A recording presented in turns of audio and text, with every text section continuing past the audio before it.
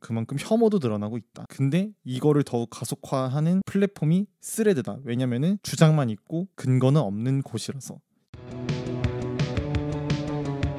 네, 여러분 안녕하세요. 송구의 B마이너입니다.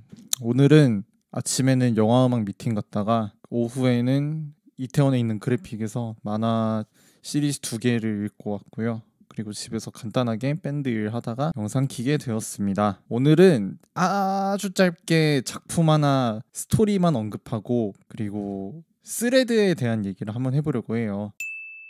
일단 매치스틱 20는 마사토키 작가의 작품이고요. 그 마사토키 작가의 작품을 보면은 세계제일 시리즈라고 있어요. 이 세계제일 시리즈가 뭐냐면 각 분야에 세계 최고의 넘버원이 있는데 그 넘버원들은 어떤 기관의 선택을 받으면은 엄청난 돈과 엄청난 복지와 엄청난 혜택을 받을 수가 있어요.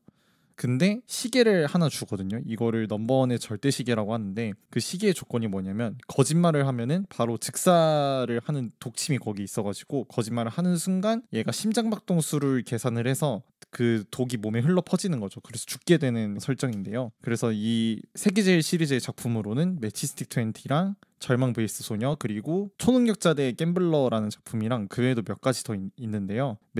매치스틱 20가 세계제일 시리즈의 첫 번째 작품이 그리고 작품이 시사하는 바도 굉장히 생각해볼 만해서 오늘 리뷰하게 되었습니다. 줄거리를 진짜 간단하고 짧게만 언급하고 이 작품의 주제만 얘기할 건데요.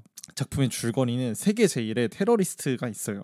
그 테러리스트가 어떤 건물을 장악해서 테러를 저지르는데 거기에 20명의 인질이 살아남아요. 그래서 제 기억으로는 거기서 딱 절반은 성냥이 부러져 있고 절반은 성냥이 안 부러져 있는데 여기서 아마 안 부러져 있는 걸 집으면 살아남은 걸로 제가 기억을 하거든요. 근데 세계 제일의 이야기꾼이 그 장소에 조금 늦게 와요. 그래서 조건으로 자기가 세계에서 가장 재밌는 이야기를 들려주면 자기까지 포함해서 11명을 풀어주라 라는 조건을 걸게 되거든요. 그래서 이야기라는 거는 개인마다 다 느끼는 재미가 다르잖아요. 이 세계 제일의 이야기꾼이 세상에서 가장 재밌는 이야기가 뭔지에 대해서 정의를 해주는데 공감하는 청중이 적을수록 이야기가 재밌어진다라는 전제를 깔고 가요. 그러니까 우리가 아무리 재밌는 영화를 보고 아무리 재밌는 만화를 봐도 우리가 속해 있는 집단에서 누군가에 대한 얘기를 하거나 혹은 친구들끼리 만나서 누군가를 뒷담하거나 이런 것들이 훨씬 더 재밌다는 거죠. 그래서 그러면은 이야기꾼이 꺼내는 이야기가 뭐냐, 성냥개비 투표를 어떤 한 사람이 조작을 했다라는 이야기로 사람들의 관심을 끌어요. 근데 이야기꾼이 하는 이야기가 거의 픽션임에도 불구하고 사실과 굉장히 근접한 거죠. 그래서 이 성냥개비를 조작한 사람을 찾아내는 추리형 만화인데요. 제가 여기서 눈여겨본 거는 이야기의 재미에 대한 개념에 대해서 좀 눈여겨봤는데요. 그 이유가 뭐냐면은 공감하는 청중이 적을수록 재밌어진다. 상당히 맞는 말이죠. 근데 이게 맞는 말이라고 쳤을 때 현재 우리나라뿐 아니라 전 세계에서 일어나고 있는 편향의 알고리즘과 굉장히 비슷하다. 그리고 알고리즘의 편향과 굉장히 비슷하다.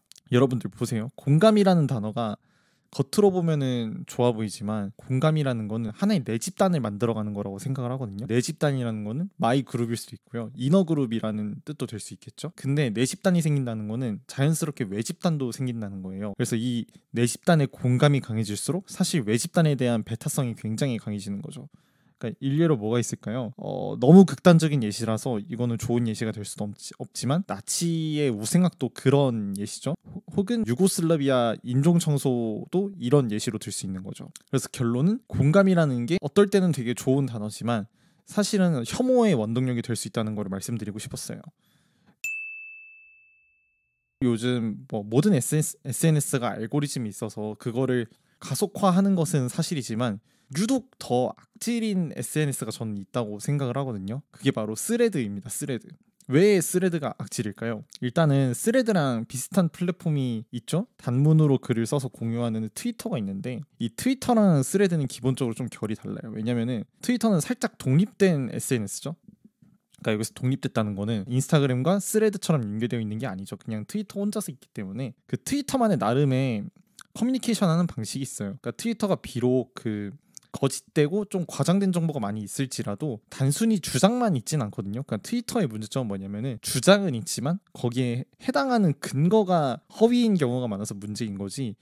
그래도 기본적으로 무언가를 주장할 때 주장과 근거의 구조는 잘 갖고 간단 말이에요. 근데 스레드의 문제가 뭐냐? 스레드는 글 스타일을 보면은 주장밖에 없어요. 주장밖에 없어요. 진짜 이게 주장밖에 없다는 게 뭐냐면은, 예를 들어서 어떤 정치인 A가 있다고 칩시다. 그러면은 정치인 A는 나쁘다, 아니면은 회사를 망치는 팀장 특징 하면서 뭐뭐다 뭐뭐다 뭐뭐다 뭐뭐다, 거기에 대한 근거는 하나도 되지 않는 거예요. 물론 되는 글들도 있지만 보통 문제가 되는 글들, 조회수를 많이 받는 글들을 보면은 근거는 없고 주장만 있다는 거죠. 그러니까 이게 기존의 다른 SNS보다 공감의 편향을 일으키는 메커니즘인 것 같아요. 왜냐면은 기본적으로 주장이라는 건요, 이 주장을 발휘한 사람이 입증할 책임이 있는 거예요. 그러니까 예를 들어서 우리가 어떤 법적으로 뭐 형사 고소를 하거나 죄가 있어서 고소를 하면은 그 입증 책임이 어찌됐든 고소를 받은 사람에게 있는 게 아니라 고소를 한 사람에게 있는 거잖아요. 피고소인은 그거를 방어를 하면 되는 거고요.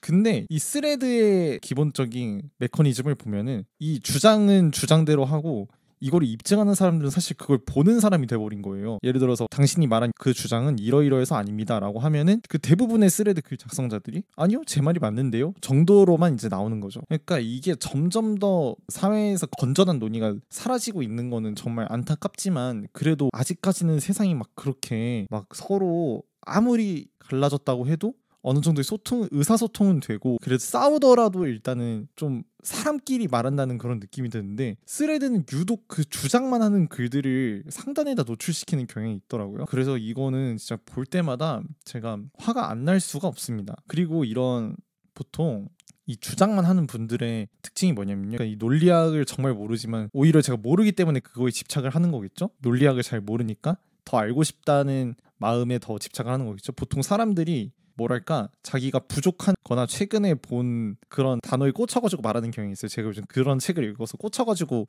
말하는 거라고 이해해 주시면 감사하겠습니다. 그러니까 이 스레드의 글 특징을 보면은 논리적인 오류가 하나 있는데 순환 오류에 자꾸 빠지는 거예요. 그러니까 이 순환 오류는 뭐냐면은, 우리 펑쿨색자 아시죠? 펑쿨색자. 예를 들어서 이렇죠. 나에게는 형이 있습니다. 왜냐면 그 사람은 나보다 나이가 많으니까. 근데 이게 말이 안 되는 거죠. 왜냐면 형이라는 단어 자체에 이미 그 나이가 많다라는 게 이미 포함이 되어 있는 거잖아요. 근데 이제 스레드의 말을 보면은, 예를 들어서 정치인 A는 나쁘다 해서 님 근데 이러이러해서 그거는 그렇지 않음이라고 누군가 댓글을 달면은 근데 나쁜 정치인은 A인데? 라고 나와버리니까 이게 대화가 아예 안 되는 거죠. 이거는 제가 지난번에 얘기한 누카렵이랑 글기랑 삐삐보다 더 심한 거라고 생각해요. 이 누카렵이랑 글기랑 삐삐는 뭐랄까요, 어쨌든 저 사람이 방어 기제로서 저런 공격적인 단어를 쓴다고 저는 느껴지는 게 있는데, 이 뭐랄까요, 스레드의 그 화법은 정말 어디서부터 뭘 말해야 될지 모르겠는 그런 화법들이 되게 많은 것 같아요. 그러니까 그 사람들의 주장이 저랑 맞든 저랑 맞지 않든 이거는 기본적으로 그 설득하는 데 있어서 굉장히 좋지 않다.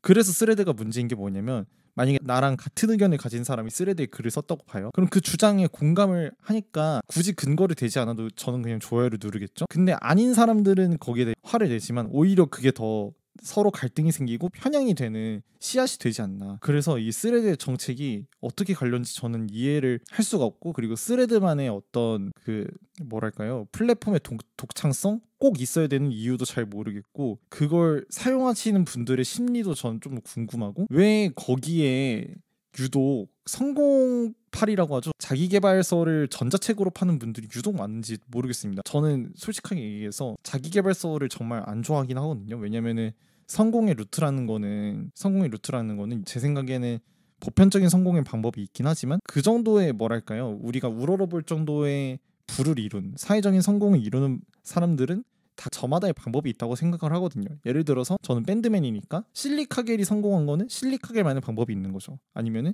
잔나비의 방법이 있으면 잔나비만의 방법이 있는 거죠. 아도이가 있으면 아도이만의 방법이 있는 건데, 그거를 모든 사람에게 적용할 수는 없는 거죠. 근데 자기계발서에 쓰는 사람들을 보면은 복잡한 인간 사회를 마치 자연 법칙 마냥 뭐뭐 하면 잘 됩니다, A는 B입니다, 이런 식으로 말을 하는 게, 그거는 올바르지 않고, 그러면 괜히 인문학이나 이런 게 나왔겠습니까? 하여튼 자기계발서를 쓰는 사람들이 주장하는 것들도 보면은 보통 그런 논리 구조를 띄고 있어요. 충분히 얼마든지 반박 가능한, 예를 들어서 일반화의 오류를 저지르는 그런 논리적 오류를 저지르거나, 예를 들어서 그 부자가 되려면 부자처럼 행동해라, 이런 것들 들어보신 적 있죠? 그러니까 주장이 부자가 되려면 부자처럼 소비하고 습관에 따라야 한다. 근거가 부자들은 이미 그렇게 하고 있으니까. 여러분들 이해 가시나요? 이게 순환이 되는 거죠. 그러니까 문제가 뭐냐면은 이미 부자가 된 사람들의 행동을 원인으로 삼으면서 그 부자처럼 행동하면 부자가 된다는 거는 순환한다는 거죠. 그러니까 부자가 되면 부자처럼 된다를 살짝 바꿔놓은 거예요. 그러니까 다른 예시를 하나 더 드릴게요. 예를 들어서 성공하려면 긍정적인 사고를 가져야 된다. 이런 것도 많이 보셨죠. 근데 성공한 사람들은 모두 긍정적이다를 근거로 돼버리면 이것도 순환해버리는 거죠. 이해 가시나요? 그러니까 성공은 긍정적 사고를 만든다. 긍정적 사고는 성공한 사람들에게 있다. 그러므로 성공한다는 이렇게 원형으로 돌아가기 때문에 이거는 3단 구조가 아니라 순환을 하고 있는 거죠. 그렇기 때문에 어떻게 보면 스레드라는 플랫폼에서 그 하시는 분들이 많은 게 아닌가 생각을 잠깐 해봤습니다. 오늘 이제 결론은 공감이, 그러니까 매치스틱 20에서 나온 얘기는 공감하는 청중이 적을수록 에너지가 강해진다. 근데 요즘은 점점 더 알고리즘화되고 파편화되면서 공감의 청중이 줄어드는 대신 그만큼 혐오도 늘어나고 있다. 근데 이거를 더욱 가속화하는 플랫폼이 스레드다. 왜냐면은 주장만 있고 근거는 없는 곳이라서, 주장이 있더라도 순환적으로 주장을 하는 곳이라서. 그래서 오늘 이렇게 좀 분노에 찬 영상을 찍었는데요. 혹시라도 스레드 이용자가 있으면, 제가 모르는 무언가가 있다면 얼마든지 댓글로 남겨주시면 감사하겠습니다. 그럼 여러분들 안녕.